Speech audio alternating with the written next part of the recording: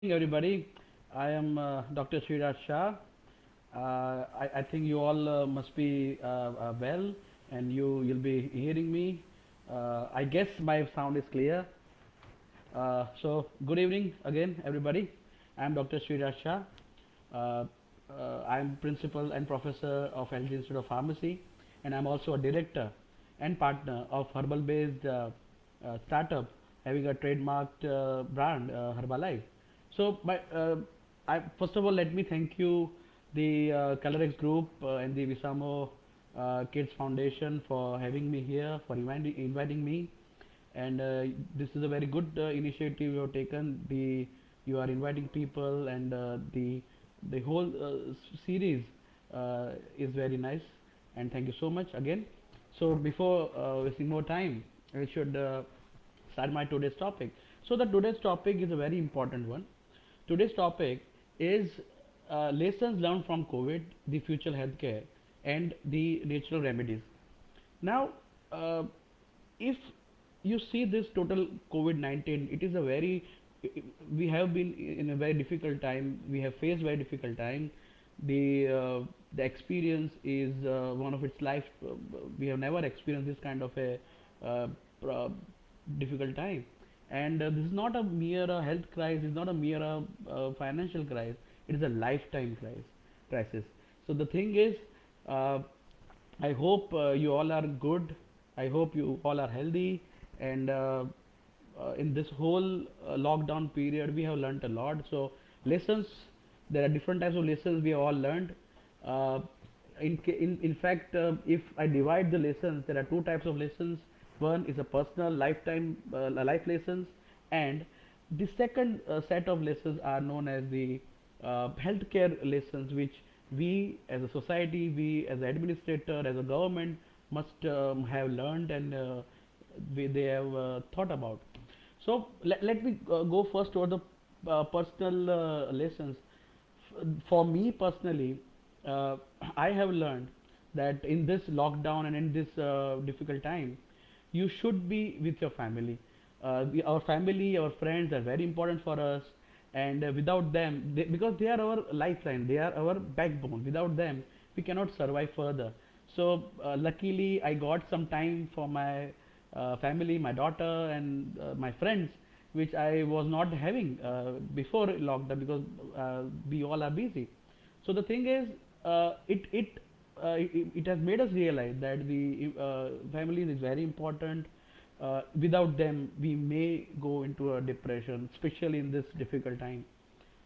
Uh, Another lesson is one should be near to the nature. Uh, Sometimes what happens in the hustle and bustle of life, we don't think about nature, because if we go towards nature, then you feel good, you feel confident about that. And another reason of going towards nature, as we are maintaining the social distancing, we are not meeting people. If we meet the nature, then we are exposed to different species, which will enhance or build up our immunity. So it is very important to be near to the nature. Then we have forgotten to be with ourselves. This COVID era, or this time, they have taught us that you have to be with yourself. You are your best friend. And if you have habit of talking with yourself, you can get many solutions. So this time gave us the opportunity to meet ourselves. So stay contented with ourselves, because mark my words again, yourself is ourselves. Yourself is the best friend to talk to, and to share certain things. Uh, See, in this lockdown period, we understood the importance of internet. Now we are many of us are work from home. So the most important, the most famous abbreviation is WFH, work from home, because with the help of internet, and with the help of this WF work from home policy, we are able to understand that there are certain work which we can do remotely. So this is a very important learning. for me, just like right of food, right of information, right to education, there should be a right to broadband in India at least. It should be made our primary right, because see, before without the internet, right now, if you are able to connect, then this is because of internet. So internet density, or what I can say, that internet networking should be strengthened in India. Another thing is, sometimes what happens that because I am a manager, in the sense I run an institute. Many my colleagues and subordinates, they come to college, they come to the workplace, even though they are sick. So this lockdown or this COVID-19, they are, what you can say, we learned that if you are not okay, if you are sick, then you should be at home, because if you are coming to your workplace, sometimes people would like to show themselves as martyrs. But if you are not coming in, then the chances of spreadability, or chances of disease to spread is very less. So I urge people that if you are sick, stay at home. And now people will understand, because of this COVID time. Uh, Another thing which we learned, that we have to pursue our passion.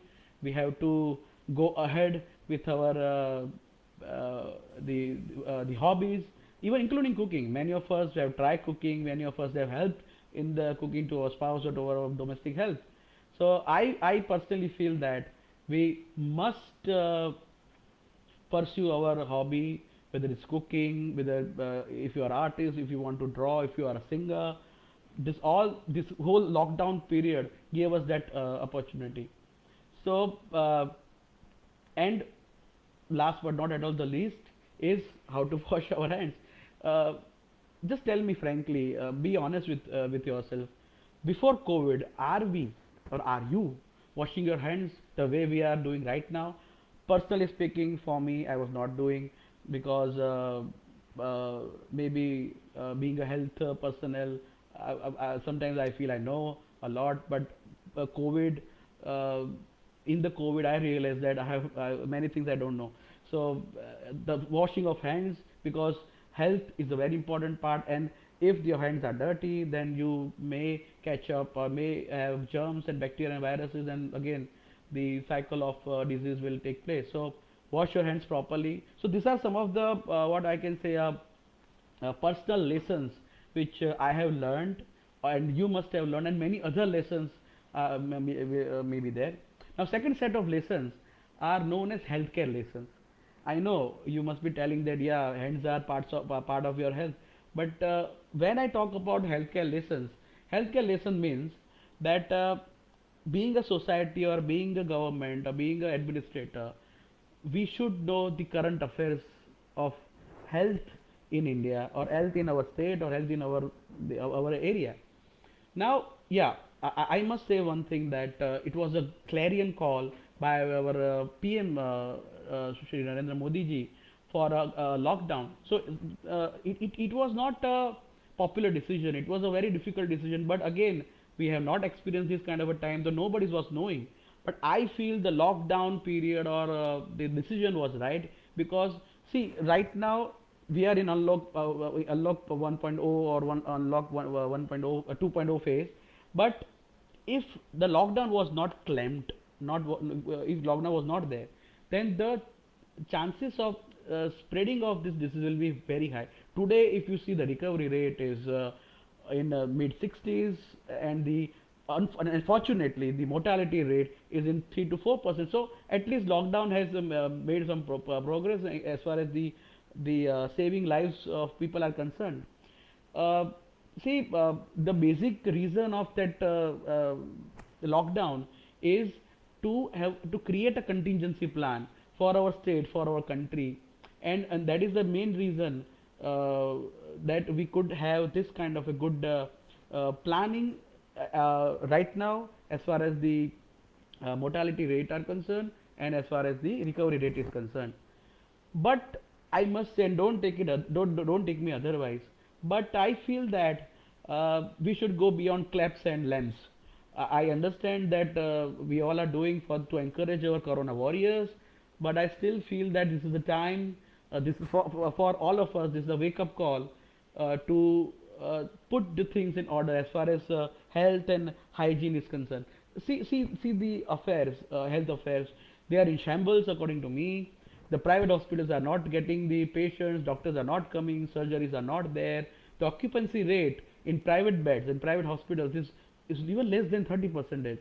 As far as public hospitals are concerned, they are converted into a COVID care center. So if I am a non-COVID person, this is very difficult that I cannot be admitted or cannot be even treated properly. And if I am for suffering from COVID-19, in that case, uh, there are tests, but again we have a confusion that which kind of tests are to be done, whether antigen based antibody tests are to be done or different tests to be done. So again the confusion is huge. And in that, when we hear the news about the attack on our doctors, attack on our pharmacists, it is very painful. And the PPE kits, see the doctors and the nurses, the pharmacists are they are working on the line. They are working 24/7, but they have not been provided a proper PPE kit or proper this thing.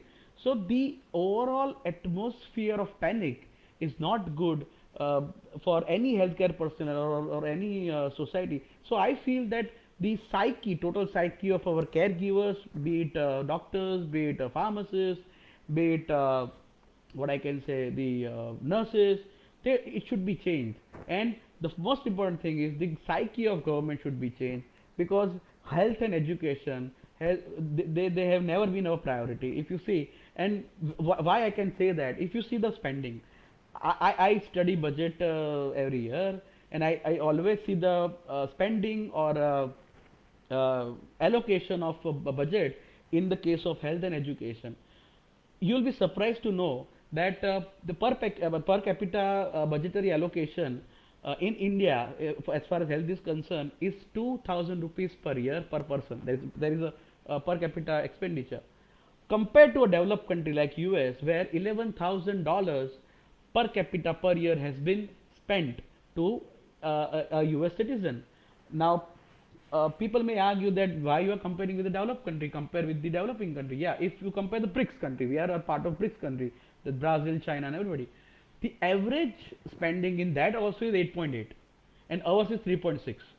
Our is the percentage GDP. We spend 3.6 percentage of our GDP in health, where the other countries, whether it's developed or developing, the average is 8.8. US is in 12 percentage, Brazil is around 9 percentage. So among all even BRICS countries, we are at the last position. So my humble submission is, uh, uh, it is high time that we spend our money and we allocate our money to health and education, and specifically the awareness of health in India. So what is the way forward then? The way forward is, again, our strong leadership has already given a great call, that is to be Atmanirbhar, or to have to adopt made in India psychology. So why can't we think about preparing quality PPEs, ventilators, then the vaccines or drugs? We are capable of that, and if we are not, then we should establish that kind of a capability. So the 5 years down the line, or 10 years after that, we should be capable and self-reliant. Telecommunications, yes, the important learning as far as healthcare is concerned, we should strengthen on telecommunications. So whether you are at the remotest village or in the city, the telecommunication network should be perfect. So it can be all the patients are connect properly, can be connected properly. Another problem with the private public sector is, though private healthcare gives us the most important health related services, which right now the public healthcare is not capable. If government and private healthcare people, private healthcare hospitals and everything, if they sit together and have a proper guideline or a proper policy, so that should be a win-win situation for both of us. Sometimes what happens, if certain services or the charges are kept, then the private hospitals are not getting enough money, and I am not telling that they should have a, that margin, but if we have to survive sustainably, then private and government should come together and devise a policy for a better health prospect in India. We are not giving importance to our doctors, to our teachers, and to our researchers. We are neither protecting them or not. We are paying them. So that is a concern. We should pay them properly. We should encourage them, because R&D centers are not coming up. R&D centers, if they are coming up, they are not exposing to the world research. So we should think that R&D centers should get exposed to the international research. They should get incentive from government, and they should be paid well, should be protected. Uh, we are lacking in laboratory network in India. ICMR is working hard, but the thing is, the proper quality assessment is not there, and due to that, we are not having proper labs where we can test COVID or any proper pathological test. So that's why we must think about pan India network of proper labs. Then another thing is, there should be a collaboration between academia and industry. If you see, again, when we aspire to be a developed country, we should give an example of well, developed country like US. Most of if you think about NCE, new chemical entity, other chemical entity, new products, they are 50% of them are coming from academia, which is not the case in India. So academia and industry should come together. The relationship between two of them should be catalyzed, and again, government can play a big role in that. And if this lesson is the yeah, another thing which I want to tell is the policy for children and our elderly people. If you see the developed countries, they have a proper policy for physically challenged people, for our elderly, their elderly people and children, that we don't have. Because if you see the deaths in case of COVID-19, the person with comorbid conditions, if they are suffering from CVD, means cardiovascular disease, if they are suffering from hypertension, if they are suffering from diabetes, in that case the rate is more, 7 to 10%, if you take that ratio. So if we have proper policies, this kind of a catastrophic event can be, we can withstand, because in future we can't tolerate this, and in future it will be very difficult. So if we do all this, then we can be a world leader in case of healthcare. Now this is about lessons we learned in COVID-19. The next part of my talk is future of healthcare. Now, we all have heard the line, the prevention is better than cure. I think you should be knowing that prevention is better than cure. I want to modify it further. Prevention is better than cure and care. Now let me elaborate. The future of healthcare will not be based on medication and care, or medication that is cure. So it will not be based on medication or care or cure. It will be based on proper prevention. So next, the future healthcare would be people driven, would be preventive, would be personalized, would be digital, would be what can I say, integrated to our daily life, and it should be diagnostic driven. See, ultimately the aim of our healthcare is we should have a best outcome with less cost. Again, when we talk about country like India, we don't have proper money, so we have to utilize it properly. So best outcomes can only be achieved in future if we have a proper data and algorithms.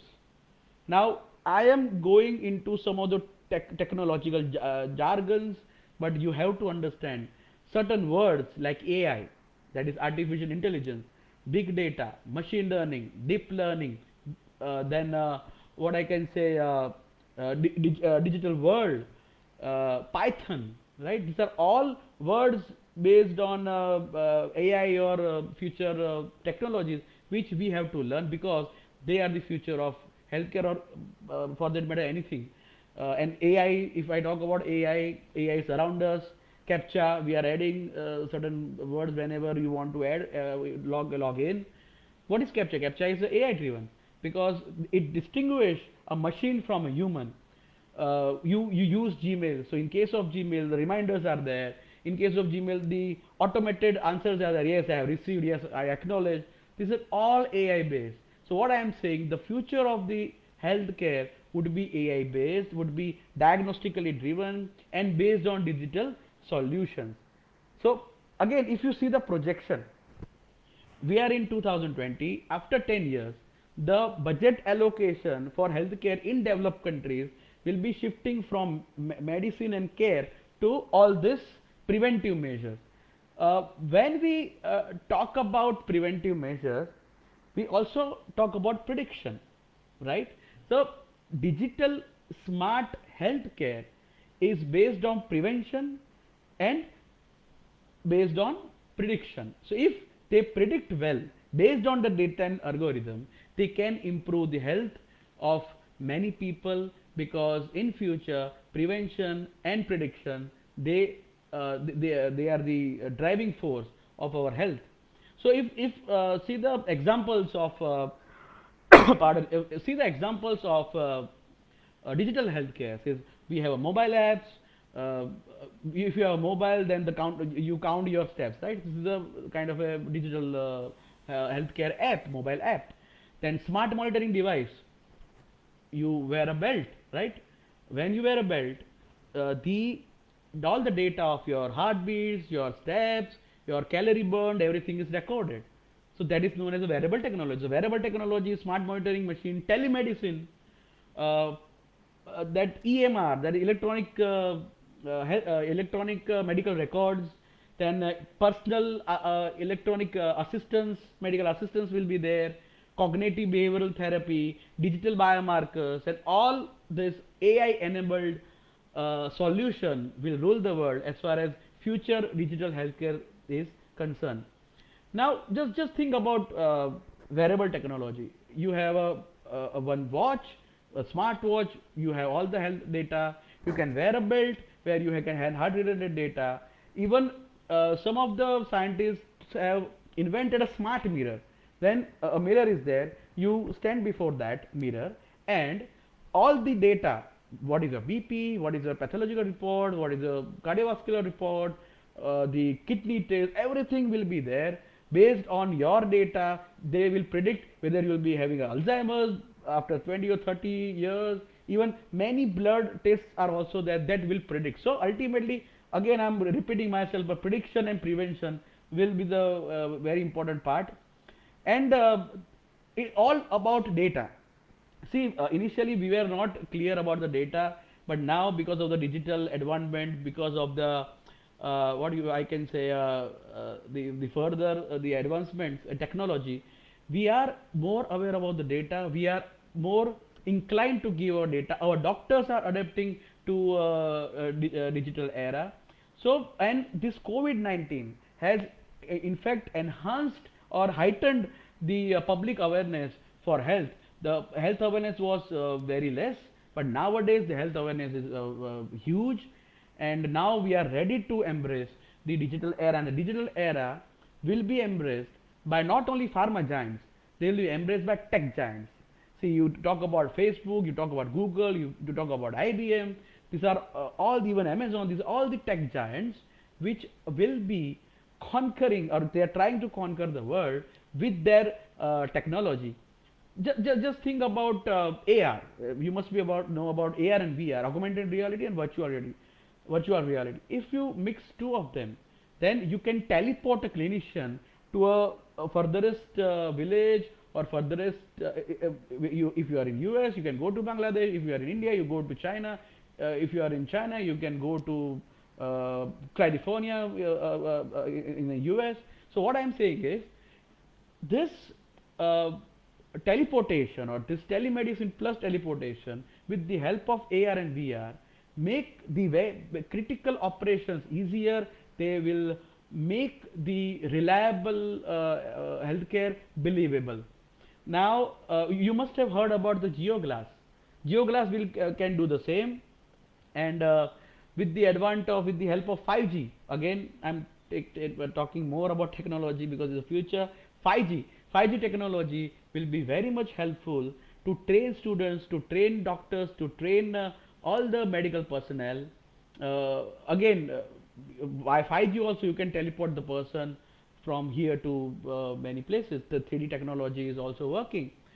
5G enabled drone delivery systems will be there, where life-saving medicine can be sent to African country where it is needed, Bangladesh, India, developing countries. So what I am saying is this technology will drive the world, and I feel that this will be, this all which I discussed about technology will certainly be the game changer for our healthcare in the future. And I wish you all adapt, please adapt to digital. We know that learning, we all are learners basically, right? Learning is difficult, and because I am a teacher, I run an institute where a lot of teachers are there who who don't know, doesn't know about the newer technology, but they have adapted to create a new e-content with the help of the various platforms like Zoom, uh, the Meet, Google Meet, Microsoft Teams, and various others. So what I am saying is, please adapt to new technologies. Sometimes when we grow older, the mental block is there, but we have to, because it is our future. So try to adopt, try to accept, try to embrace digital and new technologies. Then only you can survive in this ever-changing world. Next topic, or the last topic of my today's talk, is natural remedies. Again, if I pick up the word prevention, we as Indians should be proud of our cultural heritage. We should be proud of our culture of Ayurveda. We know that with the help of Ayurveda, we can not only enhance immunity, we can even we enhance immunity, and by doing that, we can stop the various diseases. Not even that, even in the curative terms also, our herbal medicines or natural medicines are very much helpful. Now, Ministry of Ayush, you must be knowing, they have given the guidelines. Why they given the guidelines? Because up till now, what happens that when we talk about natural remedies or herbal remedies or Ayurveda, people are not believing. But if you see the data, because I am in the pharma world or healthcare world, and because I have a herbal based startup, we tend to see the data, scientific data. And if you see various the our spices are having the ability, they are having this strength, or they are very much efficacious to not even prevent the disease, even cure the disease. So Ayush, the ministry, they have given the various guidelines, like drink hot water or gargle water with turmeric. Whenever we talk about spices, or when you talk about Ayurveda, turmeric should be the number one, because turmeric is the king of Ayurveda. And um, uh, mark my words, the work on turmeric, it has been done by a lot of people around the world. Lots of patents are coming, lots of patents are already there. And see, by curcumin you can do a lot of things. The curcumin is the main constituent of turmeric. You can have a steam inhalation, because by steam inhalation, adding ajwain, caraway seeds, by if you do that, then the phlegm or the respiratory tract is clear. You can practice yoga, pranayam, and meditation. Again, it keep your mind cool in the when you tend to worked up at your work, at your home. This thing will help you. My simple thing is, when you go to your kitchen, whatever spices you see, all are important. You see turmeric, you see ginger, you can see capsicum, you can see dalchini, that is the cinnamon, you can see jaggery, you can see the garlic, you can see onion, you can see coriander. All our spices are very much helpful, and they are very much efficacious, and I have the papers to prove that. uh, Ultimately, if you want to boost your immunity, there are certain uh, uh, natural plants like ashwagandha. turmeric is there, ashwagandha is there. Ashwagandha is not only one of the greatest immune booster, it also reduces the stress. Now, in this again competitive world, we have that kind of a stress. The stress can be relieved by either meditation or that, or you can have ashwagandha. If you take ashwagandha, some powder with in milk, you can get a great sleep and your mind is cool, you are stress free. And not only that, because stress is responsible for many diseases like diabetes, like CVD and others, ashwagandha can be a stress reliever as well as the immune booster, because stress again tend to decrease immunity also. So I recommend you use ashwagandha. uh, you can use Giloy. uh, I think Giloy is famous, but let me talk about Giloy. Giloy is again a superb immunobooster, and not only that, it is uh, it has shown many positive activity towards many viruses and bacteria. Even Zika virus, even dengue has been treated with Giloy. So I hope you take Giloy. It is a great immune booster, and also it controls immune response. Uh, Take citrus fruits like where, because you need a vitamin C, because it is again immunity booster. Take zinc containing fruits like all the berries, guavas, apricots, peaches, kiwi. They are all full of zinc. Zinc is again an immunity booster, and it is very important. It has a very important part to play in the cell division and to cell growth, and it plays part in wound healing also. So I mentioned Giloy. Tulsi, yes, a very important antiviral is Tulsi. I have a habit, whenever I come to my place or whenever I come to the what you can say, my work, I always take 5 leaves of Tulsi every day, because it is a very excellent antivirus, and you won't believe that it has effect against H1N1 swine flu virus also. It is proven. Aloe vera has that. Camphor has that. Pardon, camphor has that effect. Amla, you must have heard about Triphala. There is Amla, Herde, and Herde is again excellent antiviral, which is effective against bacteria also, like Escherichia coli, Cephalococcus aureus, Pseudomonas aeruginosa, and Salmonella typhi, which is responsible for typhoid. So neem, we don't have to elaborate more about neem. Neem is again a very good antiviral, antibacterial, and it is also working good against herpes simplex 1 and 2 virus. So all these herbal remedies or natural remedies, they are with us since ages, since many years. They are having very less side effects, negligible side effects, and most importantly, they are very much cost effective. In very less money, you can either prevent or cure your diseases. The only problem with Ayurveda, or only problem with herbal remedies, they are not properly standardized. The treatment must be standardized. The protocol, the SOP must be standardized, and we need to strengthen the Ayurveda with the herbal technology. Now, again, if I take example of turmeric, if I give the example of herbal technology, what happens? Turmeric, this curcumin, the main constituent curcumin, is not soluble in water. So, because it's not soluble in water, it is not properly absorbed in body. Yeah, you can add pepper. The black pepper is added for enhancing the absorption. But if you take uh, your haldi in milk, then it is absorbed. So what I am saying, with the so why? So if we uh, adapt, if we think about technology, if we add the pharmaceutical technology in Ayurveda, then we can create a huge impact in the world, because we have our traditional knowledge. And so I wish that the concept of Ayurveda, they are linked with herbal technology, and we can be a Vishwaguru in health for future to come.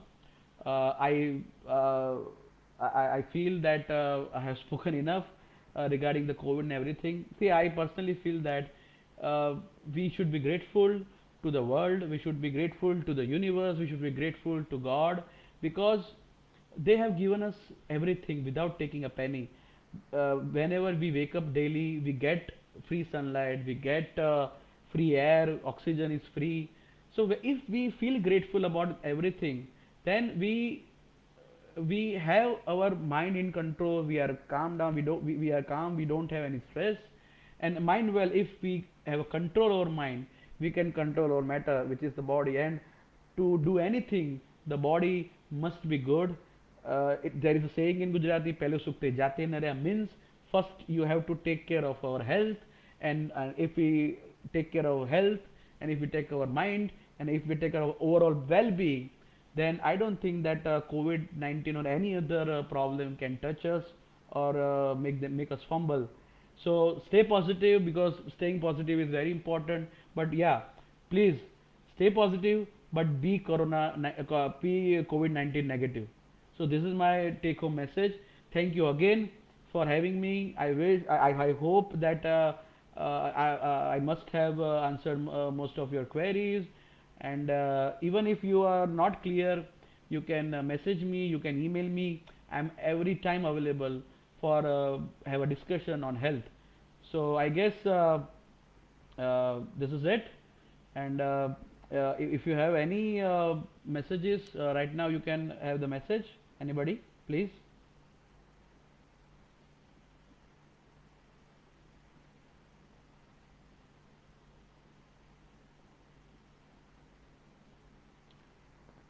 So I think there are no major questions. Then okay. So thank you, Sudeshna ji. Thank you, Amiben. Thank you, Dikshit ji, for having me, for guiding me.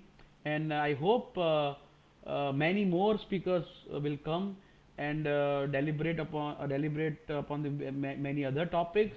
So all the best. Stay healthy. Stay safe. God bless you. Thank you so much.